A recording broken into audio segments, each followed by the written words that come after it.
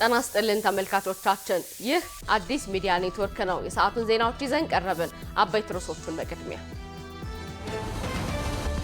ሰላም ወዳዱ የሶማሌ ሕዝብ በክልሉ የተጀመሩ ሰፋፊ የመሰረተ ልማት ስራዎች፣ በሺህ ኪሎ ሜትር የሚቆጠሩ መንገዶች፣ የቤት ግንባታዎች፣ በቅርቡ ያስጀመርነው የጋዝ የነዳጅ ሪፋይነሪ፣ የማዳበሪያ ፕሮጀክት፣ የኤርፖርት ማስፋፊያ ፕሮጀክት፣ አሁን ደግሞ የሸበሌ ሪዞርት በስፋት የሚሰራበት የመኪና መገጣጠሚያ ፋብሪካ ያለበት ክልል ሆኖ ወጣቶች በታላቅ ተስፋ መሪዎቻቸውን በደስታ ሲቀበሉ ሰላም እንደ ዝናብ በሶማሌ ምድር ሲዘንብ ያየንበት ዕለት ስለሆነ ይህንን አቅልለን አንወስደውም። ታላቅ ድል፣ ታላቅ ስራ ነው።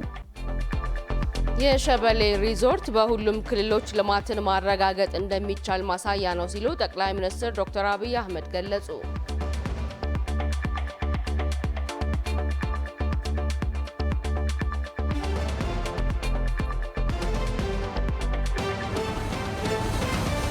ግን ያየነው በጣም የሚደንቅ ሀገራችን ተስፋ የሆነ ወደፊት ያሰብናቸው ጉዳዮችን ለማሳካት የፖሊስ አካላችን በተጠንቀቅ በዝግጅት ላይ እንዳለ ያየንበት ሁኔታ ነው ያለው። መዲናዋ ከፊቷ ለሚጠብቋት ታላላቅ ሁነቶች አዲስ አበባ ፖሊስ የተሻለ አቅም መገንባቱን የአዲስ አበባ ምክር ቤት አፈ ጉባኤ ወይዘሮ ቡዜና አልከድር ተናገሩ።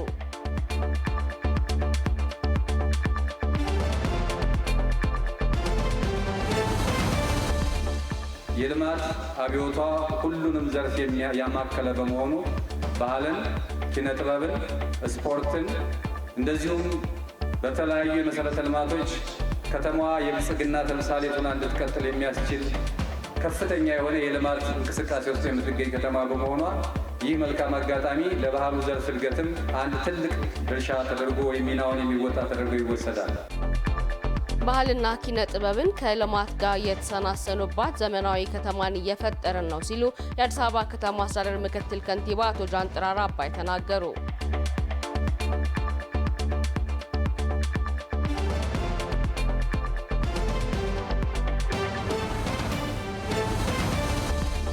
የተባበሩት መንግስታት ድርጅት በቅርቡ የገንዘብ ቀውስ አደጋ ሊያጋጥመው እንደሚችል አስጠነቀቀ የሚለውን ደግሞ ከባህር ማዶ መርጠነዋል።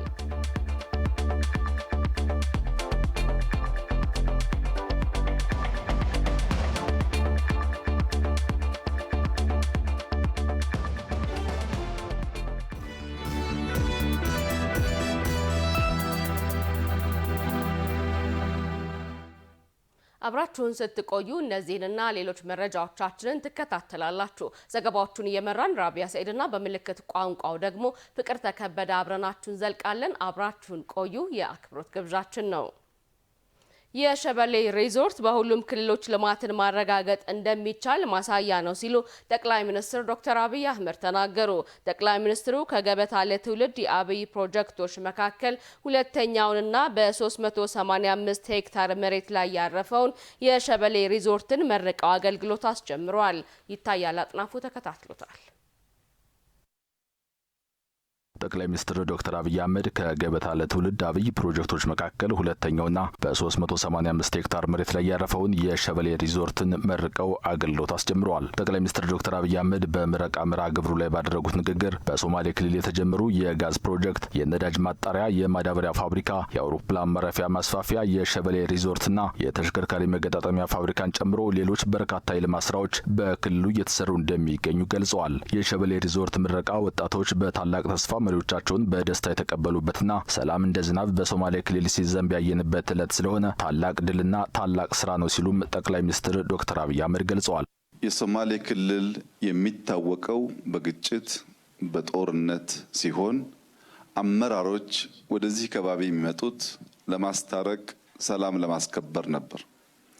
ዛሬ ግን ሁላችሁም እንዳያችሁት ሰላም ወዳዱ የሶማሌ ሕዝብ በክልሉ የተጀመሩ ሰፋፊ የመሰረተ ልማት ስራዎች፣ በሺህ ኪሎ ሜትር የሚቆጠሩ መንገዶች፣ የቤት ግንባታዎች፣ በቅርቡ ያስጀመርነው የጋዝ የነዳጅ ሪፋይነሪ፣ የማዳበሪያ ፕሮጀክት፣ የኤርፖርት ማስፋፊያ ፕሮጀክት፣ አሁን ደግሞ የሸበሌ ሪዞርት በስፋት የሚሰራበት የመኪና መገጣጠሚያ ፋብሪካ ያለበት ክልል ሆኖ ወጣቶች በታላቅ ተስፋ መሪዎቻቸውን በደስታ ሲቀበሉ ሰላም እንደ ዝናብ በሶማሌ ምድር ሲዘንብ ያየንበት ዕለት ስለሆነ ይህንን አቅልለን አንወስደውም። ታላቅ ድል፣ ታላቅ ስራ ነው። የሶማሌ ክልልን ከግጭትና ጦርነት ወደ ልማት ለመለሱ የክልሉ አመራሮች እንኳን ደስ አላችሁ ያሉት ጠቅላይ ሚኒስትር ዶክተር አብይ አህመድ ሸበሌ ሪዞርት በሁሉም ክልሎች ልማትን ማረጋገጥ እንደሚቻል ማሳያ ነው ብለዋል። የግንባታ ሂደቱ በየትኛውም ክልል ሰላም፣ ልማትና ፍቅር ባንዲራ ይዞ እስከመጣ ድረስ እንደ ልጅ የመቀበል ባህል እንዳለ በድጋሚ የተረጋገጠበት ነው ሲሉም ጠቅላይ ሚኒስትር ዶክተር አብይ አህመድ ተናግረዋል። ሰላም፣ ፍቅር ይዞ እስከመጣ ድረስ እንደ ልጅ የመቀበል ባህል መኖሩን በድጋሚ ያረጋገጥንበት፣ ሶማሌዎች የጅቡቲ ወንድሞቻቸውን፣ የኬንያ ወንድሞቻቸውን፣ የሶማሊያ ወንድሞቻቸውን ብቻ ሳይሆን የሰላም ባንዲራ፣ የፍቅር ባንዲራ፣ የልማት ባንዲራ ከያዘ ከየትኛውም ጫፍ ዘር ሳይለዩ እምነት ሳይለዩ መቀበል እንደሚችሉ አብርሃም በላይ ማሳያ ነው። በሶማሌ ክልል በጅጅጋ ከተማ በኮሪደር ፕሮጀክት ጅጅጋ በምስራቁ የኢትዮጵያ ቀጠና፣ በምስራቁ የአፍሪካ ቀጠና አንድ ፈርጥ ሆና እየወጣች እንዳለች የሚያሳይ ነው። የሸበሌ ሪዞርት የአካባቢውን ባህል የቤት አሰራር የተከተለ አረንጓዴ ስፍራዎች ያሉበትና በሺዎች የሚቆጠሩ ዛፎችና ፍራፍሬዎች የተተከሉበት መሆኑን አንስተዋል። በምረቃ መርሃ ግብሩ የጅቡቲው ፕሬዝዳንት እስማኤል ኦማር ጊሌ፣ የሶማሊያ ፕሬዝዳንት ሐሰን ሼክ መሐመድን ጨምሮ ሌሎች ከፍተኛ የመንግስት የስራ ኃላፊዎች ተገኝተዋል። ኢትዮጵያ የታዳሽ ኃይል ልማት የጎረቤት ሀገራትን ትስስር መሰረት ያደረገ መሆኑን ጠቅላይ ሚኒስትር ዶክተር አብይ አህመድ ተናገሩ። ጠቅላይ ሚኒስትር ዶክተር አብይ አህመድ የጅቡቲው ፕሬዝዳንት እስማኤል ኦማር ጊሌ፣ የሶማሊያው ፕሬዝዳንት ሐሰን ሼክ መሐሙድ በተገኙበት የአይሻ 2 የንፋስ ኃይል ማመንጫ ፕሮጀክትን መርቀው ስራ አስጀምረዋል። ጠቅላይ ሚኒስትር ዶክተር አብይ አህመድ በዚሁ ጊዜ እንዳሉት ኢትዮጵያ ውስጥ ልናረጋግጠው የምንፈልገው እድገት አጠቃላይ የዓለም የኢኮኖሚ ጉዞን ከግምት ያስገባ ነው ብለዋል። የእድገት መሰረቶች የሆኑት ትውልድ ላይ እንዲሁም መሰረተ ልማት ላይ ትኩረት ተደርጎ እየተሰራም ነው ብለዋል። የኃይል ልማታችን ከአካባቢ እንክብካቤ ጋር የተናበበ ነው ያሉት ጠቅላይ ሚኒስትሩ ለዚህ ደግሞ ታላቁ የህዳሴ ግድብ ሁነኛ ማሳያ መሆኑንም አብራርተዋል። ከተፈጥሮ ጋር በስምምነት ተፈጥሮን ሳንነካ የሚረጋገጥ እድገት ለማምጣት ነው። ለዚያ ሁነኛው መድኃኒት ደግሞ ክሊን ኢነርጂ ላይ ማተኮር ነው። ኢትዮጵያ በደፈን አፍሪካ እንደሚታወቀው ካላት የኢነርጂ ሶርሶች ከሞላ ጎደል ከክሊን ኢነርጂ የሚመረቱ ናቸው። ለዚህም አንዱ ማሳያው የአፍሪካ ግርማ ሞገስ፣ የአፍሪካ የመቻል ማሳያ፣ የአፍሪካ ህዝቦች ከፈለጉና ከወደዱ እንዲሁም ከተደመሩ አንጋፋ ስራ ጀምረው ሊጨርሱ እንደሚችሉ ያሳየው በኢትዮጵያውያን ታስቦ በኢትዮጵያውያን ሀብት ብቻ የተገነባው የህዳሴ ግድብ ለኛ ለኢትዮጵያውያን ኩራት፣ ለመላው አፍሪካ ደግሞ የምሳሌነት ምልክት ነው። የኢትዮጵያ የታዳሽ ኃይል ልማት የጎረቤት ሀገራትን ትስስር መሰረት ያደረገ ስለመሆኑ ገልጸው ኢትዮጵያ ከጅቡቲ ጋር በኃይል ብቻ ሳይሆን በውሃና ክፍያ መንገድ ጭምር መተሳሰሯን ገልጸዋል። ኢትዮጵያ የሚቀጥለውን የአፍሪካን ዘመን እድገት ለማረጋገጥ የሚጣለው መሰረት ከሞላ ጎደል በክሊን ኢነርጂ ላይ ያተኮረ መሆን አለበት ብላ ታምናለች። የኢትዮጵያ እድገት የኢትዮጵያ ኢነርጂ ከአካባቢ ሀገራት ትስስር ውጪ ለብቻ በማደግ የሚረጋገጥ አይሆንም። የ21ኛው ክፍለ ዘመን አጋማሽ ለመላው አፍሪካ የመጣ ብስራት ስለሆነ እኛ ኢትዮጵያ ውስጥ የጀመርነው እድገት ጎረቤት ወንድም ሀገራትን የሚነካና አስተሳስሮ እንድናድግ የሚያደርግ መሆን ይኖርበታል። በቀጣይም ከሶማሊያና ደቡብ ሱዳን ጋር በኃይል ለመተሳሰር እየተሰራ መሆኑን አብራርተዋል። ዛሬ የተመረቀው የአይሻ 2 የንፋስ ኃይል ማመንጫም ይህንን ትስስር ይበልጥ እንደሚያጠናክረው ነው ጠቅላይ ሚኒስትሩ የተናገሩት። የምስራቅ አፍሪካ ቀጠና ትልቅ አቅም ያለበት አካባቢ መሆኑን ያነሱት ጠቅላይ ሚኒስትሩ የቀጠናው ሀገራት ይህንን አቅም በተደመረ መንገድ መጠቀም ከቻሉ ከራሳቸው አልፎ ሌሎችን ወደ መርዳት እንደሚሸጋገሩም ገልጸዋል። ኢትዮጵያ ያላት የተፈጥሮ ጸጋ ከጎረቤት ሀገራት ጋር ተካፍላ የምትበላ ከሆነ ጎረቤቶቿም እንደዚሁ ያላቸውን ጸጋ ከኛ ጋር የሚካፈሉ ከሆነ ምስራቅ አፍሪካ የሚለምን ሳይሆን የሚረዳ፣ የሚበደር ሳይሆን የሚያበድር፣ ከሌሎች የሚጠብቅ ሳይሆን የሚጠበቅበት ከባቢ የመሆን እድሉ በጣም ሰፊ ነው። በትብብር አብሮ የመስራትን፣ ከልማት የመቋደስን፣ በጋራ የማደግን፣ አንዱ ከሌላው የመማርን ልምምድ እያሳደግን ከሄድን ምንም ጥርጥር የሌለው የ21ኛው አጋማሽ የአፍሪካ ዘመን ይሆናል። ሶማሌ ክልል የተገነባው የአይሻ 2 ኃይል ማመንጫ ፕሮጀክት በአጠቃላይ 120 ሜጋዋት ኃይል የማመንጨት አቅም ያለው ሲሆን ከዚህም መካከል 80 ሜጋዋት ማምረት የሚችለው ምዕራፍ በዛሬው ዕለት አገልግሎት መስጠት ጀምሯል። ዘገባው የፍቃዱ መለሰ ነው።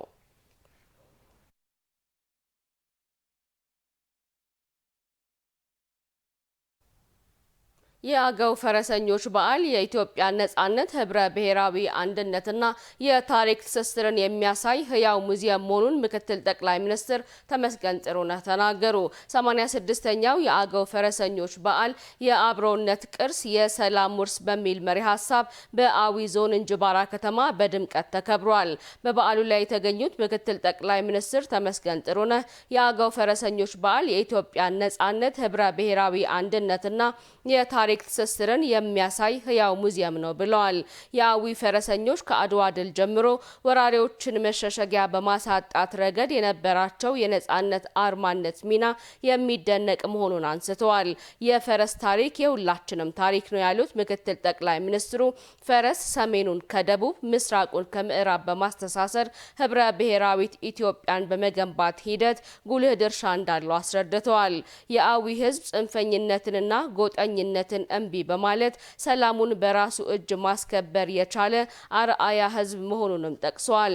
የአገው ፈረሰኞች በዓል በዓለም ቅርስነት በዩኔስኮ እንዲመዘገብ የቅርስ ጥበቃ ባለስልጣንና የሚመለከታቸው አካላት በባለቤትነት እየሰሩ መሆኑን አንስተው ይህም በቅርቡ እንደሚሳካ ያላቸውን እምነት ገልጸዋል።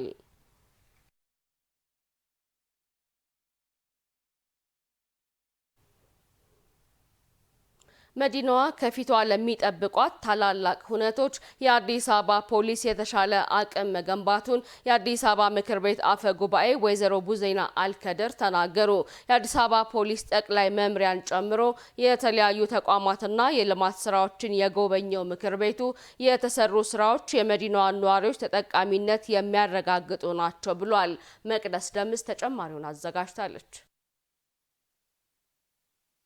የአዲስ አበባ ከተማ ምክር ቤት በቀጣይ ሳምንት የ6 ወር ጉባኤውን ያካሂዳል። ከጉባኤው ቀደም ብሎ ደግሞ መዲናዋ ባለፉት 6 ወራት በተለያዩ መስኮች ያከናወነቻቸውን ስራዎች ምልከታ አድርጓል። መሶብ የአንድ ማዕከል አገልግሎትና የአዲስ አበባ ፖሊስ ጠቅላይ መምሪያን ተመልክቷል። የወንዝ ዳርቻ ልማትና በሴፍቲኔት ፕሮግራም ስራ የተፈጠረላቸው ነዋሪዎችንም ጎብኝቷል። ራሱን በሪፎርም ስራ እንደ አዲስ ያደራጀው የአዲስ አበባ ፖሊስ ጠቅላይ መምሪያ አፈጻጸምን ያደነቀው ምክር ቤቱ መዲናዋ ከፊቷ ለሚጠብቋት ታላላቅ ሁነቶች ሁነኛ አቅምን ስለመገንባቱ የምክር ቤቱ አፈ ጉባኤ ወይዘሮ ቡዜና አልከድር ተናግረዋል። ያየነው በጣም የሚደንቅ ሀገራችን ተስፋ የሆነ ወደፊት ያሰብናቸው ጉዳዮችን ለማሳካት የፖሊስ አካላችን በተጠንቀቅ በዝግጅት ላይ እንዳለ ያየንበት ሁኔታ ነው ያለው።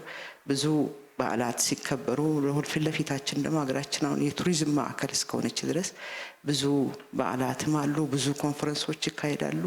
ምንም ኮሽ ሳይል በተለይ በዚህ 3 ዓመት 4 ዓመት መጀመሪያ እንደመጣን አይደለም፣ በ3 ዓመት በ4 ዓመት ውስጥ ያየናቸው ጉዳዮች በጣም ትልልቅ ለውጦች ያሉበት ስለሆነ ቀጣይ ደግሞ ፊት ለፊታችን ምርጫ ይካሄዳል። ምርጫው ደግሞ ፍትሃዊ ታማኝነት ሆኖ እንዲጠናቀቅ ከማድረግ አንጻር የዚህ አካል በጣም ጠንካራ የሆነ ስራ መስራት ስለሚያስፈልግ ይህንን ለማሳለጥ ይህንን ተግባራዊ ለማድረግ ደግሞ ትልቅ ተስፋ የሚሰጥ ስለሆነ በርቱ እንላለን። በተመለከታቸው የተቋማቱ ዘመኑን የዋጀ ስራና ውጤቶቻቸው በሰው ተኮር የልማት ስራና ትሩፋቶቻቸው መደነቃቸውን የገለጹት ደግሞ የምክር ቤቱ አባላት ናቸው። ተቋማቶቹ ራሳቸውን በሪፎርም አድሰው በቴክኖሎጂ ረቀው መዲናዋ ለነዋሪዎቿ የምትመች የአፍሪካ መዲናነቷን የምትመጥን ሰላሟ የተረጋገጠ ትሆን ዘንድ እያከናወኑ የሚገኙት ስራ የሚበረታታ ስለመሆኑ ይገልጻሉ። ፖሊስ አሁን የመድረስ አቅሙ ከበፊታው ያለው ስታንዳርድ እጅግ በጣም ያደገ አሁን ያለውን የመዘመን አዲስ አበባ የመዘመን በ23 አዲስ አበባ የዘመነች አዲስ አበባ የምንፈልጋትን የመድረስ አቅም ላይ የሚያሳይ ተግባራታችን ማየት ይችላል። የአንድ ማዕከል አገልግሎት ግን የአገልግሎት አሰጣጣችንን በጣም ያጠናክረዋል፣ የበለጠ ውጤታማ እንዲሆን ያደርገዋል። መሀል ላይ የሚገቡ ደላሎችን ያስወጣል። ተገልጋዩና አገልጋዩ ብቻ ነው የሚገናኙት። ተገልጋዩና አገልጋዩ ደግሞ ትክክለኛ መረጃ ብቻ ነው። በፎርጅድ መረጃዎች፣ በተሳሳቱ መረጃዎች የሚሰጥ አገልግሎት አይኖርም። ስለዚህ የመንግስት አገልግሎቶች መሰረታቸው እውነትና ተገልጋይና አገልጋይን መሰረት አድርጎ ይሰጣሉና ይሄንን በነገራችን ላይ እዚህ ባየሁት በጣም ደስተኛ ነኝ። በሁሉም ክፍለ ከተሞች ከ250 እስከ 300 ሺህ የሚደርሱ ስራ አጦች ስራ ያገኙባቸው ሁኔታዎች ትልቅ ደረጃ ነው። በግሌ ዜጎች ስራ እድል አገኙ ማለት የከተማው የሰላም የደህንነት ጉዳይም እዛው ሳለ የሚመለስበት እድል የሚፈጥር ከመሆኑ አንጻር እነዚህ ትልልቅ ስራዎችን ያየንበት ሁኔታ ነው ያለው። ቀደም ባሉት ዓመታት የነበረው ሰፊ የአፈጻጸም ክፍተትና ብልሹ አሰራር ከተማዋን ላላስፈላጊ ወጪ ነዋሪዋንም ላልተገባ እንግልት ዳርጎ እንደነበር የሚያስታውሰው ምክር ቤቱ በሁሉም መስክ ልዩ ትኩረት በተቸረው የ24/7 ስራ ለውጦች ስለመምጣታቸው ገልጿል። በፊት ትንሽ ፕሮጀክቶች ጊዜ እየወሰዱ እነሱም በጀታቸው ከፍ እያለ ከተሰጣቸው ጊዜም እየተራዘሙ ኢቭን ፕላን የሚቀየርበት ጊዜ ነበር። አሁን ግን በቶሎ ቶሎ የሚያልቁበት ጊዜ ያው በጀትም ጭማሪ እያጸደቅን ቀጣይ ፕሮጀክቶችን እየወሰድን ከቅድ በላይ እየተሰራ ነው። ለለውጡ ቀጣይነት በድጋፍና ክትትል ምክር ቤቱ አብሮነቱን እንደሚቀጥል ገልጿል።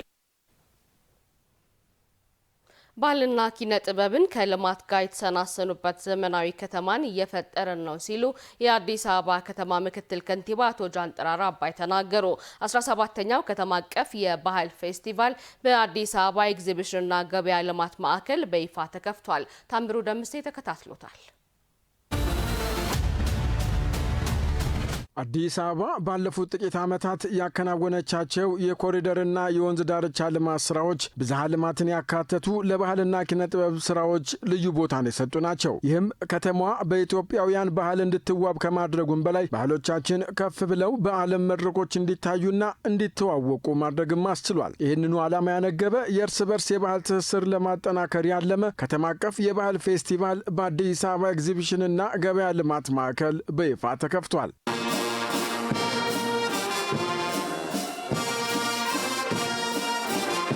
አዲስ አበባ የባህልና ፈጠራ ሞዛይክ በሚል መሪ ሀሳብ ለ17ኛ ጊዜ የተከፈተው ይህ የባህል ፌስቲቫል የአዲስ አበባ ባህልና ቱሪዝም ቢሮ ያዘጋጀው ሲሆን የከተማ አስተዳደሩ ከፍተኛ አመራሮች፣ የሃይማኖት አባቶች፣ አባገዳዎች፣ ሀደ ስንቄዎችና የዘርፉ ምሁራን፣ የኪነ ጥበብ ባለሙያዎችና ታዋቂ ሰዎች የተካፈሉበት ነው። የአዲስ አበባ ከተማ ምክትል ከንቲባና የኢንዱስትሪ ልማት ቢሮ ኃላፊ አቶ ጃንጥራር አባይ የአዲስ አበባ ከተማ ሁሉንም የልማት ዘርፎች ያማከለ የልማት አብዮት እያካሄደች ትገኛለች ያሉ ሲሆን ይህም ለባህሉ እድገት የራሱን ትልቅ አስተዋጽኦ ያበረክታል ብለዋል። የልማት አብዮቷ ሁሉንም ዘርፍ ያማከለ በመሆኑ ባህልን፣ ኪነ ጥበብን፣ ስፖርትን እንደዚሁም በተለያዩ የመሰረተ ልማቶች ከተማዋ የብልጽግና ተምሳሌት ሆና እንድትቀጥል የሚያስችል ከፍተኛ የሆነ የልማት እንቅስቃሴ ውስጥ የምትገኝ ከተማ በመሆኗ ይህ መልካም አጋጣሚ ለባህሉ ዘርፍ እድገትም አንድ ትልቅ ድርሻ ተደርጎ ሚናውን የሚወጣ ተደርጎ ይወሰዳል። ኢትዮጵያውያን ያለንን እምቅ የባህል አቅም ገልጠው ለዓለም ሕዝብ ለማስተዋወቅ ይህም መሰል ፌስቲቫሎች ትልቅ አስተዋጽኦ ያበረክታሉ ያሉት ምክትል ከንቲባው ዛሬ ላይ አዲስ አበባ ባከናወነችው ሁሉን አቀፍ የልማት ስራ ዓለም አቀፍ ፌስቲቫሎችን ማዘጋጀት የሚያስችል አቅም ተፈጥሯልም ብለዋል። የባህል አምባሳደሮቻችን ለዓለም ሕዝብ የሚያስተዋውቁበት መድረክ እንደዚህ አይነት ትልልቅ መድረኮች መከፈታቸውና መከናወናቸው ለኢትዮጵያውያን ትልቅ አቅም ሆነው እንደሚያገለግሉ መግለጽ ይቻላል። ዛሬ የምናለማቸው ልማቶች ለሀገራችን ፌስቲቫል ብቻ ሳይሆን የዓለም ፌስቲቫሎች የሚከናወኑባት ከተማ ሆናለች። ሰፊ ቁጥር ያለው ቱሪስት ወደ ከተማችን የሚገባበት ወደ ሀገራችን የሚመጣበት ትልቅ እድል ተፈጥሯል። እየተከናወነ ያለው የመንግስታችን ለሁሉም በሁሉም ዘርፍ የልማት አቅጣጫ ዛሬ የቱሪዝም መዳረሻዎች በመላው ኢትዮጵያ ከጫፍ እስከ ጫፍ ለምተዋል። የአዲስ አበባ ከተማ ባህልና ቱሪዝም ቢሮ ኃላፊ ዶክተር ሂሩት ካሳው በበኩላቸው አዲስ አበባ የሁሉም ብሔር ብሔረሰቦችና ሕዝቦች ባህል ማሳያ መሆኗን ጠቅሰው ከተማዋ ለኢትዮጵያውያን በባህላቸው እንዲተሳሰሩ ብቻም ሳይሆን ባህላችን የእድገታችንና የብልጽግናችን መስፈንጠሪያም እንዲሆን አስችላለችም ብለዋል። አዲስ አበባ እየሰራች ያለችው በተለይም ባህልን የሁሉንም ባህል በማልማት ለሀገራችን የአብሮነት ትስስር ብቻ ሳይሆን ለዓለም ደግሞ በመገለጥ እና በማሳየት የቱሪስት መስህብ በማድረግ ከተማችን መሰረተ ልማቷን በማስዋብ ብቻ ሳይሆን የባህል ሀብቷንም በማልማት ለሀገራችን ከፍተኛ ሚና እየተጫወተች ያለች ከተማ ነች። በፌስቲቫሉ ላይ ሲታደሙ ያገኘናቸው ተሳታፊዎች ይህን መሰል መድረኮች መዘጋጀታቸው ውብ ባህሎቻቸውን ለዓለም ሕዝብ ገልጦ ከማሳየትም ባለፈ መጪው ትውልድ ማንነታቸውን አውቀው እንዲያድጉ የላቀ አስተዋጽኦ ያበረክታልን ብለዋል። ሀገራችን ኢትዮጵያ እጅግ በጣም የብሔር ብሔረሰቦች ከአልባሳት ጀምሮ ከአመጋገብ ጀምሮ እጅግ በጣም የተለያዩ ኢትዮጵያዊነታችን የሚገልጹ በዓለም ሊበረዝ የማይችሉ ይህን ትውልድ ደግሞ ይዟቸው ሊቀጥል የሚችል ደማቅ የሆኑ ባህሎች አሉ። ይህን ከመረዳትና ትውልድ ይዘት ከመቀጠል አንጻር እጅግ በጣም ጥሩ አስተዋጽኦ አለው። ሀገርና ሀገርን የሚያስተዋውቅ ነው። ምርታችንም ይታወቃል፣ ባህላችንም ይታወቃል። እኛም እናምሮ በአንድነት ነው ባህላችን። ማንም የኢትዮጵያ ሕዝብ ሁሉም አንድ ነው።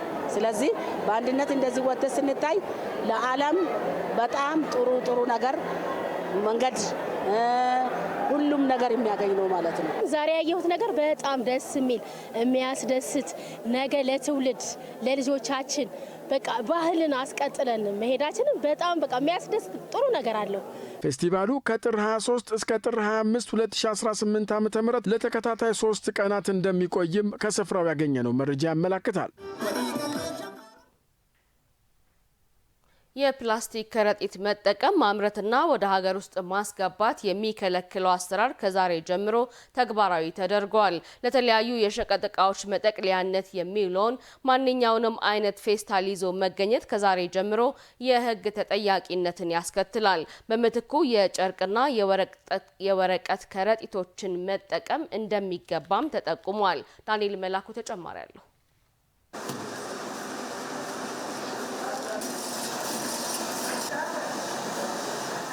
ለአንድ ጊዜ ጥቅም ላይ የሚውሉ የፕላስቲክ ከረጢቶች ሳይበሰብሱ ረጅም ጊዜ የሚቆዩ በመሆናቸው በአካባቢ ላይ ከፍተኛ ብክለት እያስከተሉ ይገኛሉ። ለአየር ንብረት ለውጥ መዛባት አፋጣኝ የመፍትሄ እርምጃዎችን እየወሰደች ያለችው ኢትዮጵያ በፕላስቲክ ምርቶች ዙሪያ የሚደርሰውን የአካባቢ ብክለት ለመከላከልም በአለፈው ዓመት በሕዝብ ተወካዮች ምክር ቤት የደረቅ ቆሻሻ አያያዝና አወጋገድ አዋጅ አጽድቃለች። ማንኛውም ሰው አንድ ጊዜ ብቻ ጥቅም ላይ የሚውል የፕላስቲክ ከረጢት ይዞ ከተገኘ ከ2 እስከ 5 ሺህ ብር እንዲቀጣ አዋጁ ይደነግጋል። በዚህም መሰረት በሀገሪቱ ከዛሬ ጥር 23 ጀምሮ የአዋጁ ድንጋጌዎች ተግባራዊ መደረግ ጀምረዋል። በአዲስ አበባ ከተማ የአካባቢ ብክለትን ለመቀነስ በተወሰደው እርምጃ ከዛሬ ጀምሮ በፕላስቲክ ከረጢት ዕቃ መያዝም ሆነ መሸጥ በሕግ ያስቀጣል። ይህም ጽዱ ኢትዮጵያን እውን ለማድረግ በከተሞች እየተሰሩ ያሉ የልማት ስራዎችን ለመጠበቅ ያስችላል ተብሎ ይጠበቃል። የማይበሰብሱ ፌስታሎች አገልግሎት ላይ እንዳይውሉ የተደረገው የክልከላው ዋና ዓላማም በአካባቢ ላይ የሚደርሰውን ብክለት መቀነስ እንደሆነም ተነግሯል። የአዲስ አበባ የአካባቢ ጥበቃ ባለስልጣን ዋና ስራ አስኪያጅ አቶ ዲዳ ድሪባ ከኤኤምኤን ጋር በነበራቸው ቆይታ የፕላስቲክ ከረጢት ክልከላ ተግባራዊነት የመጪውንና የአሁኑን ትውልድ ታሳቢ ያደረገ ውጥን መሆኑን ተናግረዋል። ከጥቅማቸው ጉዳታቸው ያመዘነና አሁን ላለው ጄኔሬሽን ቀጣይ ለሚመጣውም ትውልድ አካባቢን በመወከል አካባቢያችን ጤናማና ለሰው ልጆች መኖሪያ ምቹ እንዳይሆኑ የማድረግ አቅማቸው ከፍተኛ ስለሆነ ከህዝብና ከአካባቢ ተጽዕኖ አንጻር ሲታይ ይህ ሕግ አስፈላጊ ሆኖ በሀገራችን የተወካዮች ምክር ቤት ጸድቋል ማለት። አቶ ዲዳ ድሪባ የፕላስቲክ ከረጢት ክልከላ በተመለከተ ግንዛቤ ከማሳደግና አማራጭ ቁሶችን ከማቅረብ አንጻር ክልከላው ተግባራዊ ከመደረጉ በፊት የተከናወኑ ተግባራትን ጠቅሰዋል። በተለያዩ መንገዶች ከፍተኛ የግንዛቤ ስራ ተሰርቷል። ከዚህ ግንዛቤ ስራ ጎን ለጎን ባለሀብትም ቢሆኑ እንደዚህ ፋብሪካ ያላቸው እንዲዘጋጁና ተተኪ ምርት ወደ ማምረት እንዲገቡ ተተኪ ምርት ያላቸውና ተጠቃሚዎችንና ለማምረት አቅም ያላቸው ባለሀብቶችን በማገናኘት እንዲወያዩ የገበያ ትስስር እንዲፈጠር ሙከራ አድርገናል። ለነዋሪዎች የተመቸች ከተፈጥሮ ጋርም ያልተጣላች ከተማን ለመፍጠር የፕላስቲክ ከረጢት መጠቀም ማምረትና ወደ ሀገር ውስጥ ማስገባት ክልከላው ተግባራዊ ተደርጓል ነው ያሉት ዋና ስራ አስኪያጁም። እንደዚህ አይነት ፌስታሎች በህግ አግባብ ማምረትም መጠቀምም ወደ ሀገር ውስጥ ማስገባትም ሲከለከል ከተማችን ንጹህ ሆኖ ይቀጥላል። ከተማችን ዘላቂ ንጽህናዋን ወይ ደግሞ የአካባቢ ስታንዳርድን ማሟላት ስለምትችል ይሄ ከፍተኛ ውጤት ያመጣል ብለን ነው የምንጠብቀው። ለተለያዩ የሸቀጥ እቃዎች መጠቅለያነት የሚውለውን ማንኛውንም አይነት ፌስታል ሊተኩ የሚችሉ የጨርቅና የወረቀት ከረጢቶችም በገበያው ተደራሽ ለማድረግ አምራቾች በስፋት ምርቶቻቸውን አዘጋጅተዋል። በደቂቃ 60 ነው የሚስበው። በደቂቃ 60 ይስባል። በደቂቃ 60 ከሳበ ማለት በሰዓት ሞርዛ ወደ 360 ኤሲዲዎች ማተም ይችላል። በሁሉ ነገር ተዘጋጅተናል። በሰው ኃይል በእውቀት ደረጃ ብዙ ልጆች አሉ፣ ብዙ ኢንጂነሮች አሉ። ስለዚህ ለመስራት ለኛ በጣም ቀላል ነው። በየሱቁ በቀላል ሳንቲም እንዲያገኙት ማድረግ ይቻላል። ዋይ ብዙ ስናመርት በየቦታው ይኖራል። ሱቅ፣ ሱፐርማርኬት ምናምን ሁሉ በቀላሉ በትንሽ ሳንቲም የሚያገኘው ይሆናል። ሱቅ ፌስታል እንደሚያገኘው ሱቅ ባግ፣ ወረቀት ባግ ሊያገኝ ይችላል ብለን ነው የምናስበው። አዳዲስ ማሽነሪዎችንም አስገብተናል፣ ያመጣናቸውም አሉ ከውጭ። ስለዚህ እሱን ተደራሽ በማድረግ የስራ ዕድሉን በመፍጠር ዲማንዱ ወይም ከስተመሩ በበቂ ሁኔታ ማግኘት እንዲችልና ተጠቃሚ እንዲሆን አብዝተን መስራት እንችላለን። በቀን አሁን 10 ሺህ የሚሆን ነው ፔፐር ባግ እየሰራን ያለ ነው። እንደ እቅዳችን ከሆነ ከ50 ሺህ እስከ 100 ሺህ የሚሆን ፔፐር ባግ ለመስራት እቅድ ይዘናል። ፌስታልን በመተካት በኩል ለአካባቢ ተስማሚ የሆኑ ቁሶችን በመጠቀም በከተማዋ ከ200 በላይ አምራቾች የወረቀትና የጨርቃጨርቅ ከረጢቶችን እንዲያመርቱ እየተደረገ እንደሚገኝም የአዲስ አበባ ከተማ ኢንዱስትሪ ልማት ቢሮ መረጃ ያሳያል። በኢትዮጵያ ሎተሪ ታሪክ ትልቁ ሽልማት ለባለ እድለኞች ተበረከተ። የኢትዮጵያ ሎተሪ አገልግሎት ልዩ የሆነውን የ60 ሚሊዮን ብር የዲጂታል ሎተሪ ሽልማትን ለባለ እድለኞች አበርክቷል። ንጉሱ በቃሉ ተከታትሎታል።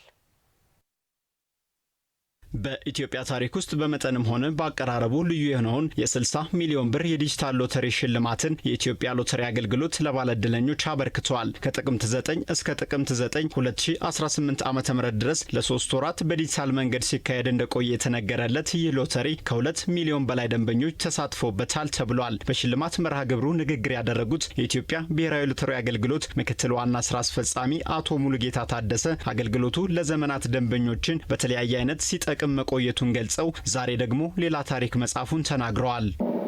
ብዙ ሺህ ደንበኞችን እድለኛ በማድረግ የቤት፣ የመሬት፣ የተሽከርካሪ ባለቤት አድርገናል። ሚሊዮን ብሮችን በመሸፈን የብዙ ሺህ ሰዎችን ከልብ አሳክተናል። ዛሬ ደግሞ ትልቁና ታሪካዊ የ60 ሚሊዮን ብር ሽልማት ላይ ለመድረስ በቅተናል። በአዲስ አበባ ስካይላይት ሆቴል በተካሄደው እድለኞችን የመሸለም ስነ ስርዓት አሸናፊዎች ሽልማታቸውን ተቀብለዋል። የ60 ሚሊዮን ብር፣ የ20 ሚሊዮን ብር እና የ10 ሚሊዮን ብር ዋና ዋና ሽልማቶች ለእድለኞች የተበረከተ ሲሆን በተጨማሪ 12 እድለኞች እያንዳንዳቸው የ1 ሚሊዮን ብር ተሸላሚ መሆን ችለዋል። የ60 ሚሊዮን ብሩን ግዙፍ ዕጣ ያሸነፉት በባሌ ጎባ ከተማ በአነስተኛ የሻይ ንግድ የሚተዳደሩት አቶ ብርሃኑ ጎበዜ ሲሆኑ ሁለተኛው የ20 ሚሊዮን ብር ተሸላሚ ደግሞ የታክሲ ሹፌሩ አቶ ማስረሻ መላኩ ስሜቶቻቸውን እንደዚህ አጋርተዋል።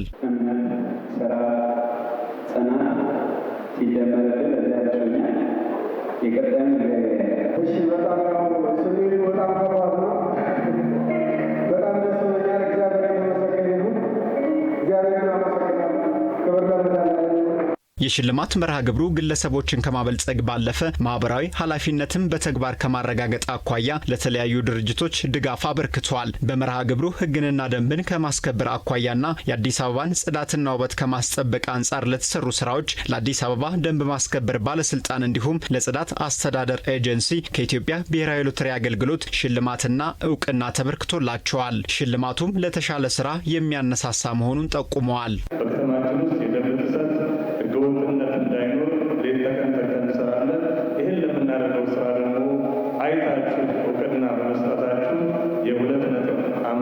ሚሊዮን ብር ተሸላሚ ስለሆነ ሁላችንም አብሮት ስለምንና ከተማ አስተዳደራችንም የሽልማት እንዳገኘና እውቅና ተሰጠን መረጃ ስላለው በዚህ አጋጣሚ ለእናንተ ክብርና ምስጋና እንዳለው በዚህ አጋጣሚ ለመግለጽ እወዳለሁ።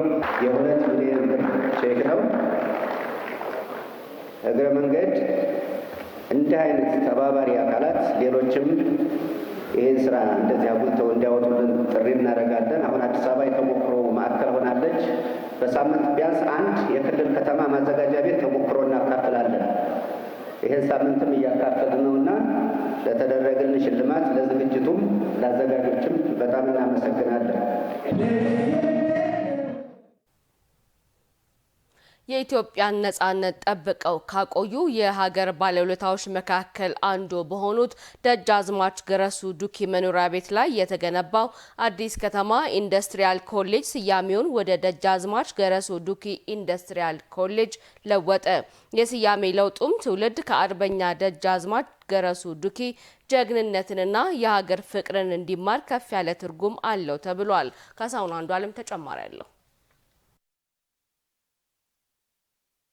አዲስ አበባ አፍሪካ ውስጥ የቅኝ ገዢዎች አሻራ የማይታይባት ዜጎቿ መስርተው ለርዕሰ መዲናነት ያበቋት የነጻነት ተምሳሌት የሆነች ብቸኛ ከተማ ስለመሆኗ ብዙዎች ይስማሙበታል። ይህቺ ግዙፍ ታሪካዊት ከተማ ታዲያ ለስሟ የሚመጥኑ ከታሪኳ የሚስተካከሉ የመዝናኛ አማራጮችን ስትገነባ የነዋሪዎቿን የዕለት ተዕለት እንቅስቃሴ የሚያዘምኑ ማህበራዊ ተቋማትንም ስታንጽ ትላንቷን ላለመርሳት ከፍ ያለ ጥንቃቄ አድርጋለች። የትላንት ባለውለታዎቿንም በዚህ መልኩ ማስታወስ ጀምራለች። የቀድሞው አዲስ ከተማ ኢንዱስትሪያል ኮሌጅ ስያሜው ወደ ደጃዝማች ገረሱ ዱኪ ኢንዱስትሪያል ኮሌጅ እንዲለወጥ በማድረግ ትውልድ ከጀግኖች የሀገር ፍቅርና ጀግንነት እንዲማር መንገዱን እነሆ አመቻችታለች። ደጃዝማች ገረሱ ዱኪ ሀገር ነጻነት ጠብቀው ካቆዩ የኢትዮጵያ ባለውለታዎች መካከል አንዱ ናቸው። መድፍና መትረየስ ጥይት ሲጓረሱ አሳላፊ ነበር የማሩ ገረሱ የተባለላቸው ገረሱ ዱኪ በ1928 ዓመተ ምህረት በማይጨው ጦርነት ከፍ ያለ ጀብዱ ሰርተዋል። ከ1929 እስከ 1933 ዓመተ ምህረት ደግሞ አርበኞችን በመምራት የኢትዮጵያን ነጻነት አቀዳጅተዋል። ለኒህ ጀግና አርበኛ በስማቸው ተቋም መሰየሙ ለዘመን ተጋሪዎቻቸው ልዩ ስሜት ይሰጣል። 15 ነው በትቹ አካባቢ የተወለድኩት። አሁን 103 ዓመቴን ታህሳስ 13 ቀን ይዣለሁ። ለኔ በዚህ ተወልጄ አድጌ የልጅ ልጅ አይቼ ይችን ግቢ እንደዚህ አይነት በማየቴ ፈጣሪዬን አመሰግነዋለሁ። እና ደጃ ገረሱ እንደ ቀላል ሰው የሚታዩ አይደለም። ይሄው ደግሞ በእውነቱ ነው ሲያንሳቸው ነው። በመኖሪያ ቤታቸው ላይ የተገነባው አዲስ ከተማ ኢንዱስትሪያል ኮሌጅ በስማቸው እንዲሰየም መደረጉ ትውልድ ጀግንነትን እያስታወሰ የሀገር ፍቅርን እያሰበ እንዲማር ያስችላልም ተብሏል። ደጃዝማች ገረሱ ዱኪ ህይወታቸውን ነው ለዚች ሀገር የገበሩት።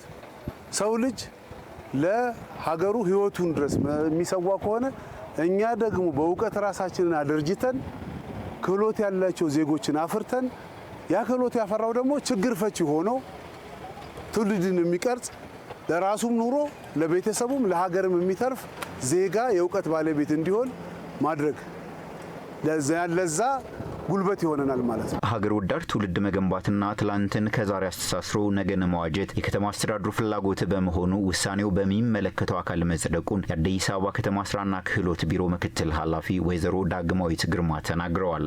መንግስታችን ምን ያህል የተረሱትን የተዘነጉትን እያስታወሰ እንዳለ የሚያሳየን ትልቅ ምልክት ነው ማለት ነው። ስለዚህ ታሪክን ማብሰር፣ ታሪክ የሰሩ ሰዎችን ማስታወስ፣ ወደ ኋላ ሄደን እነሱ ማሰብ፣ ጀግንነታቸውን ማወደስ ለዛሬ ለኛ የሚያስተላልፍልን ትልቅ መልእክት አለ ማለት ነው። ዛሬ ላይ እኛ አርበኛ ምን ሆነው እንደነ ደጃዝማች ገረሱ ዱኪ እየታሰብን የምንቀጥለው በምንድነው? በመናፈራው ትውልድ ኢትዮጵያን ሊያሻግር የሚችል ትውልድ በመቅረጽ ስለሆነ ይሄ ቤት የሚገባውን ኃላፊነት እንዲወጣ ከአደራ ጭምር አደራ ለማለት ወዳለሁ። በ1897 ዓመተ ምህረት የተወለዱት ደጃዝማች ገረሱ ዱኪ በ1958 ዓመተ ምህረት በ61 ዓመታቸው ከዚህ ዓለም በሞት እንደተለዩ የታሪክ ድርሳናቸው ያስረዳል። ወጣቶች በቴክኖሎጂው ዘርፍ ዓለም አቀፍ ተወዳዳሪ የሆኑ ዘንድ በትኩረት እየተሰራ መሆኑን የአዲስ አበባ ከተማ ወጣቶችና ስፖርት ቢሮ አስታወቀ። ቢሮው በሁሉም ክፍለ ከተሞች ሲያሰለጥናቸው ለነበሩ የኮደር ሰልጣኞች እውቅና ሰጥቷል። ተመስገን ይመር ተጨማሪ አለው።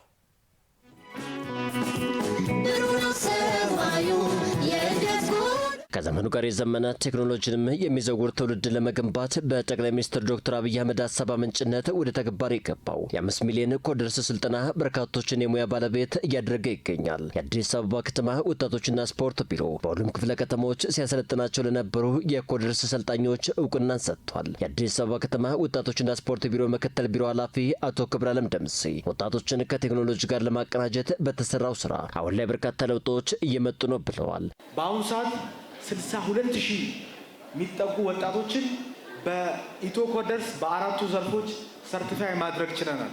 የዚህ ዘመን ወጣት ለቴክኖሎጂ በጣም የተሰጠ መሆን መቻል አለበት።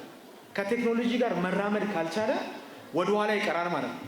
የኮደር ሰልጣኞች በበኩላቸው በስልጠና የጽንሰ ሀሳብና የልምምድ ስራዎችን በመስራት ዓለም አቀፍ ተወዳዳሪነትን የሚያላብስ ስልጠናን ስለመውሰዳቸው ተናግረዋል። መንግስት ይህን ድል በመፍጠሩ ለበርካታ ወጣቶች እንደ መልካም አጋጣሚና እንደ ድል የሚወሰድ ነውም ብለዋል። እንደ መንግስት የተመቻቸልን ነገር ቢኖር ዓለም አቀፋዊ ነገሮችን እያየን በቃ የፈጠራ ስራዎችን ለመስራት ወጣቶችን የሚያነሳሱ በቴክኖሎጂም በተለያዩ ነገሮችን ራሳችንን አፕዴት በማድረግ ከቴክኖሎጂ ጋር ከጊዜው ጋር እየዘመነ የተለያዩ ፈጠራዎችን ለራሳችን እንድንጠቀም አግዞናል። ከዚህ በፊት እነዚህ ስልጠናዎች አሉና በክፍያ ነበረ፣ ግን አሁን መንግስት ባመቻቸው እድል ይህን ስልጠና ልናገኝ ቻልነው ከክፍያ ውጭ ነው ማለት ነው። ራሳችንን ኢንተርናሽናል ያደርግልናል ማለት ነው። ሰርቲፊኬቱ ኢንተርናሽናል ስለሆነ ዓለም አቀፍ እንሆናለን ማለት ነው። እንደ አዲስ በቃ እንደ ቴክኖሎጂም እንደ ዘመናችን መዘመን ስላለብን ማለት ነው። ስለዚህ ከዛ አንጻር እንደኔ በጣም ጠቅሞኛል። ምክንያቱም አዳዲስ ነገሮችን አፕዴት እንዳደርግ ነው የሚረዳኝ ማለት ነው። የአዲስ አበባ ከተማ ወጣቶችና ስፖርት ቢሮ ምክትል ቢሮ ኃላፊ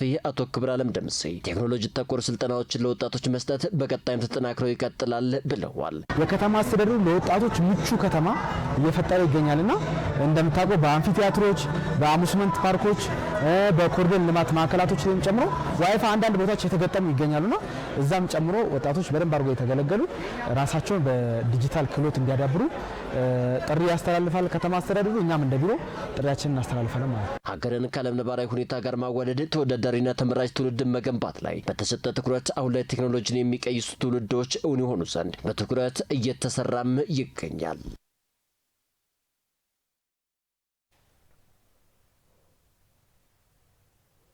ገበያው የሚፈልገውን በእውቀትና በክህሎት የበቃ ትውልድ ለማፍራት የቴክኒክና ሙያ ኮሌጆችን የስልጠና አቅም ለማሳደግ በተሰራው ስራ አበረታች ውጤት መመዝገቡን የአዲስ አበባ ከተማ የትምህርትና ስልጠና ቁጥጥር ባለስልጣን አስታወቀ። ባለስልጣኑ በሙያ ተቋማት ላይ ያከናወነው የኢንስፔክሽን ሰነድ ትንተና፣ በእውቅና ፍቃድ እድሳት ሰነድ ትንተና እንዲሁም ዘርፉን ለማገዝ በተደረጉ ጥናቶች ዙሪያ ከባለድርሻ አካላት ጋር የውይይት መድረክ አካሂዷል። ሄኖክ ዘነበ ውይይቱን ተከታትሎ ተከታዩን ዘገባ አጠናቅሯል።